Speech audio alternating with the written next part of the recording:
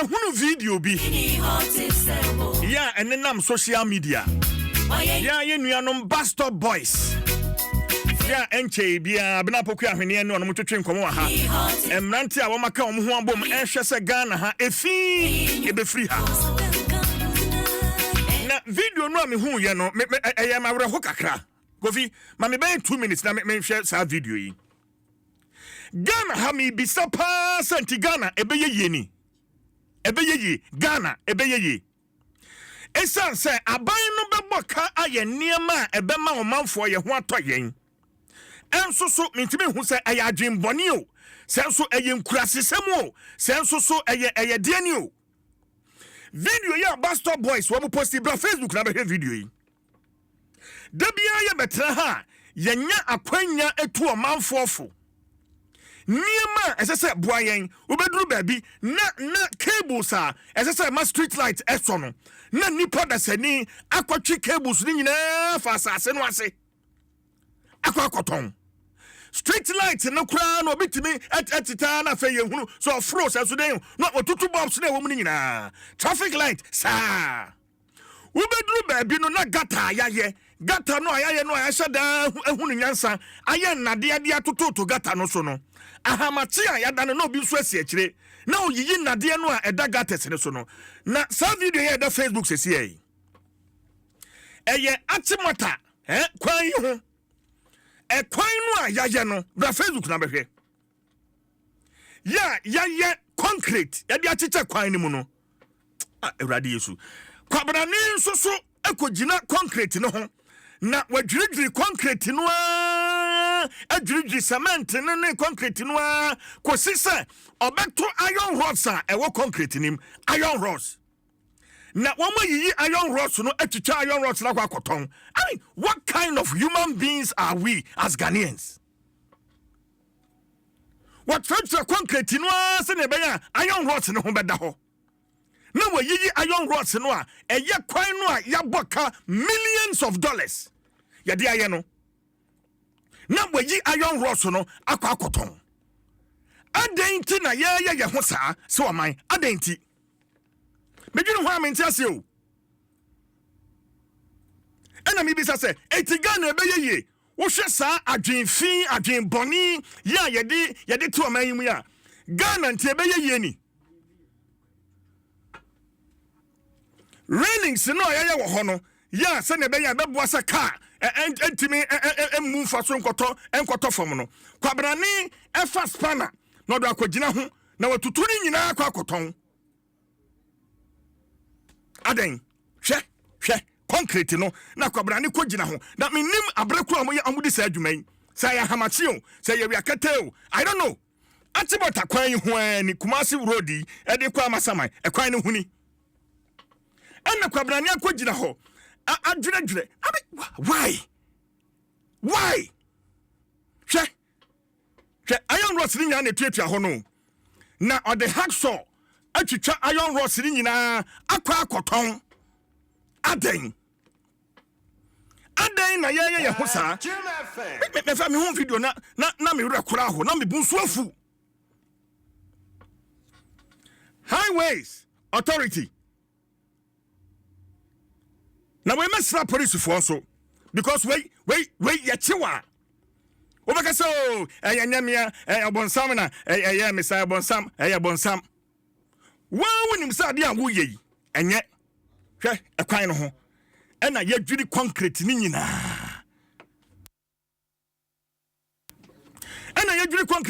o atitwa iron rods no a hyemu no adwin ben pa na yede te wo man yimu na wei ewo nwumam ewo niema bebre ananu minu Jerry Justice video a odeba ya ene uko Facebook a video no so da Facebook enade no a yaye edi atoto gata no so se ne be ya unam so kura no a untam nanim cars so park kwan ni nchen a won benya ba bia park no eni eno so kwabena ne asi akire wo yiyi nade no wayiyi nadeɛ ni nyinaa firi so ya wakɔ akɔtɔn wo ba yɛ nkyɛn ha ya ɛyɛ fra wo sɛn atenkafo yi junction ho ya de kɔ industrial area yi nanu me drive afa hɔ me hwɛ na nadeɛ no ɛne da so ana me raise ala betra ha ya kan ɛna de nadeɛ no foforɔ kɔtotɔ so new ones after 1 week me twam hɔ ne yiyi nadeɛ ni nyinaa firi so bio enti se sei Ghana ne nya den sabi afuo mu ne yete ana so sabi enkurase sam no ana yɛ de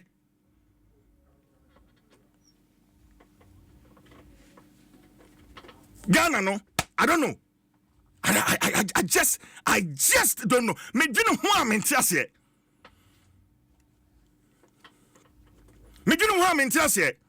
ya any na say ye hu say ya ye wi a ye de sobo no aba bebo aban ye hu say ya ye wi a ye de sobo no aba bebo aban say ye greed say ye common edibi no mo. This is absolutely insane. It is crazy. Why are we doing this to ourselves? Why? Ghana hamrawaha. Now I don't know. Say one more yo mo yesa no so omo dwene wo chena. Iti watam dade no e de ato kon ho a wo de kɔ wa wakogina wo no ho a wo dwiridwiri ne edi kan cement e ka yabɔ e de ahye concrete ni nyina no wo dwiri concrete ni nyina de agufam na iron rods no ehihye mu no watwitwa iron rods no. Oh Jesus Christ. Adom FM 106.3. Only God can stop us now. 106.3 FM. Mamie phone line 0302216561. 0302216562. Asamu anapay ama me huti fifre air conditioning yi mu yi. Mamento mam. Why are we doing this to ourselves? Adentia. So ɔman kwa abroche na kwahwe. Da bia ya tigana ha so yedi nkoma kwa abroche na kwahwe kwa abroche. Osusu se sa mindset yi. Ye sa dwene boni ebi na abroche fo, wo de ti abroche ho. Abroche himfa na ba ko wusa kwabrane akogina wo ho. Ekura nade ya wodi dwiri wo no dwiridi o dwiria ko sise oba akoto iron rods no atwitwa iron 0302216561 0302216562 asamwe na me pesa me kana na paya ansa na nkomo foforo bia wo ho na paya madi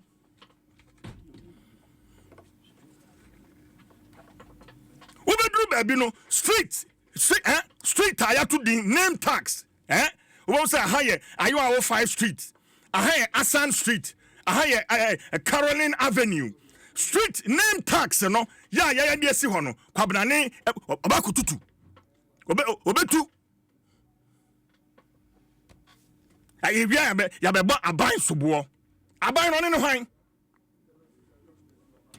Hello, good morning. Hello, good morning. Well, I told my honest man, Patrol. Your first and I got a free. I'm the Kwakutama means you. Yeah, and I don't mean say Abodamo say we boys now, Omonum red, Omono Tanyamano. Say law no, Ewo Omaemu, and then you mean now, it's any funny idea answer will be one grandpa, so one count, or yet don't meet me. Nti na almost say nyama kosa usha na wakuma nyasa bene say yeti dade atu gota to se na be obi ntom na upeka opaka no apake oso fefefe na menu ya say dabi enye me fanti mi yi akwakoton we yi akoton aden we yi akoton we wi a ye di so bona ko bo aban say we ukoton ahia na obenya ukoton sa dade ya ahia na obenya. In fact, at the end a problem. Me na ye boys now monum ready ni Tanya mano. Me sure say Tanya man or some microphone na mo boys yeah some scrap boys no boys no I want to scraps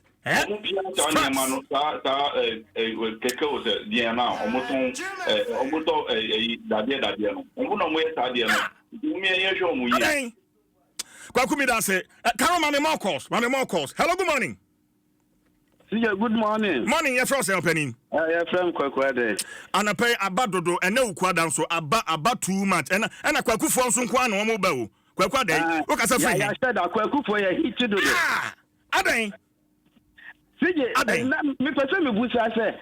Into omo use to cover that year no. Yen yam le bia say. Why you scam dealers be ebe hu say bi wo mu bia no. 10 years in there because scrap dealers not talk into Romans no man against say you kwa e benyeska it is the chamber this scrap dealers and also omo iron rods companies no ye be hu say e bi wo ka na e dey banimu a and also company kwa ya be yi sa iron rods anyama na go ye hu bia ye fane o company na omo de scraps no koma omo no en komo no so nto it won't be rejected. More no more rejected. No, scabulous no son talk. Oh, and that too, me a taxi driver. Who won't say, sir, illegal metasi. You bet who won't say, area or may be good trouble. So, law enforcement, only be begun on any vagina. Nah, we. Oh, it can be an super boys and a day. It go who pass away yet. Adio mako yini baby enso no mbekwa akoton anyeska etisi ye mrebi na scrap dealers ye kohuse bi dawo ni omam a ye ni ayenim pe ye gata covet ni dia nanka ya chill maybe 10 years scrap dealers no dey ba wonto that omo no so to omo a ye dis scraps no omo big companies no so to etisi ye mrebi ena so omo so hu se ye be chini a boys no dey ba omo nto me that say. Hello, good morning. Good morning, DJ. Yes, sir. But you're saying.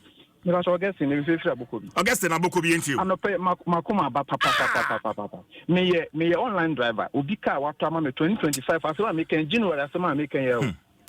Me say if le gon, even if le gon, me say aha, na that day egusuina. And I do 11 o'clock. Me kofa ubi. As a Uber driver. Me do hold my me say how the okay. Me ten ya me tie a pie. I'm a bumper 2025 new car bumper. You know say. Adom. You see it work company say money. You see ya need one bro. Ya need one bro. See. Eya. This bumper new car bumper me tie pie. 11 o'clock. When I bring you about say time. Because that dear no and that covet in so ya ni nyina. Na me ankasa e ho me fa ho minim say that dear so. That day that's yeah that didn't know me do what me 10 years na me tie ko wu me tie ne pa ye bumper nyina say see nyamin kan. Hello, good morning. Good morning. Yes, I'm Patrick Frost and I got free. Eja Madina meet you offer. Yo maybe me imagine say free contractors no mo je kwanya o mo ye no. Because one kasa no say obey so no ye contract near ya ye nhwe ewie anu nti no workers no cement ana eyi wo se bi gu so ma no ye no ni ya ye no ekwa bi a on be fa so a one kasa no ebetumi anya kwan abeye so who say ka sai wo mo the concrete no ye ne kama na everything pokroma nwie no mu jaya din say nipa betumi akogina ho abubu na nam say adwenboni wo mu timu nti no se cement also mo de o mo mfa nye well ofan to say cement no o ma anye ni ye enti na obitimi akogina ho etrɛtrɛ no eni nti wo de ade boss wa na adwiri so enti me susu yan say wo mo ye kwan no ana say abaye na ni nko contractors no ye di ade ma o ne so mo hwe na so ntimi ya wo so ye di ye to no obi ba o ba to so ye ni ye I know sa no obi so ntimi nko ho nko se no so enti o de ye nuku so a o de ade boss wa no nya kwa no twitwa me ye ma dwen se no me da say bibini ye nipa o bibini nipa bibini enso ye nipa adwene no a eda brofo trim ma uko Dubai a desert area prada so yetimi achichiri kro Dubai men na ye free Ghana ha eko holidays so Dubai no saa dwene no a wo mutimi di ye no ebia na da yen so so abibifo ye trim ebia. Hello, good morning. Hello, good morning. About your friends and I can friend. Is this a dance and tell them Mabla? Mabla meet you. No, make us baby, no more, son, no more Ghana for. O me asa Niger for na Ɛyao mobile habitus for us na o model for us. And na me bi zan so say wo tutu koton ya wo di e no e kwamo ndi obi ma no. Nti o mo ye sa na e kwam be ko so ade o de bia. Ya ba. Me da se. Enti ukoton sa adade no se na ma abna working. Yeah, enti wunya 200 cedis, enti wunya 150 cedis, enti wunya 300 cedis no. Udi sa sika no ye no, e kwamo ndi obi am wiase ha na. Anapa minim panse wo bi kurase ni abrantie bi wo tie mi anapa yi subaya wo mu ano no. Minim se obi tie mi anapa yi obi ho ebufo kura mponti wa yi radio no afri ho. Yankopon betua wo ka. Hello, good morning. Bon CJ. About your money. CJ on our can see man, can let's stop in the bank of Kugan. Thank you. I don't pay yeah. Papa na. Because me na ho bi. E kwon pe ka etwam. And bi say omo ya anadwo na se camera omo ya na omo ya anadwo kwa na se ka bi so so kwa man se bi am to omo. That's kwa bla ne de chiso se hamo adi me kwa na Ghana for kwa etimi ya. Na mu gina ho ekwai. Adin be pa la CJ. Adia ya head about ho ka bet nke bebre na wo de one day ayi samo ka sabi yan sini ka sabi yan you ma akọ kodi no mo pa city kam na famo bobo krum obi abe di ka cha wi a ye chiwa eluko di nsa o ma ten so le amana dem de we enin nsa o ma mu ye den sen ko we nsa mu de bia o man ba fe ba wa be kwan na ya ka say member sen ko na no mo se no be bi o ga wa ku ga men what to for the channel or the hot as well of kind of street light cables na ye twitwa ekoton ye twitwi film ekoton street light bulbs na ye tutu koton ni ye tutu koton street tax street names ya SCC ho na kwabna ne akotu na akoton ebia wo wi out there asobo na kwaba aban Mr. Ghana, it's a beye ye pa. Sa suni ba sa nkurase sem we die. Ghana beye na che. Ghana beye ye na che. Adom 6.3 FM. Jim FM 106.3. Only God can stop us now. 106.3 FM.